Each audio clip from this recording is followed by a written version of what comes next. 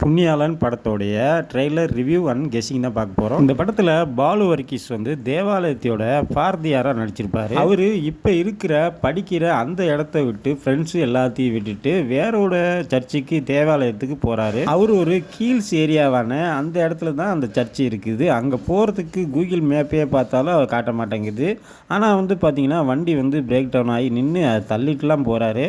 பாலு வர்கீஸோட அம்மா வந்து அவங்களுடைய ஆசையை நிறைவேற்ற தான் தேவாலயத்தோட சர்ச்சுக்கே இங்கே வந்திருப்பாரு. வந்த இடத்துல அனஸ்வர ராஜன் இருக்காங்களா, அவங்க வந்து யதார்த்தமாக சர்ச்சுக்குள்ளே பூந்து எனக்கு அடைக்கலம் வேணும்னு கேட்குறாங்க. சரின்னு பாலு வர்கீஸ் அவர் இருக்கார்ல, சரி இங்கே இருங்க அப்படின்னு ஸ்டே பண்ண ரூம்லாம் கொடுக்குறாரு. அந்த சமயத்தில் ஊருக்கு வெளியில் பார்த்தீங்கன்னா நிறையா பேர் திடன்னு கத்திக்கிட்டு வராங்க. அப்போ யார் அது திட அப்படின்னு கத்துறாங்கன்னு இங்கே எல்லாம் பார்க்குறாங்க. அனஸ்வர ராஜனும் பாலு வர்கீஸும் ரெண்டு பேரும் ஜோடியாக இருக்கிற மாதிரி ஃபோட்டோஸ்லாம் அந்த திட எடுத்து மிரட்ட ஆரம்பிப்பான்.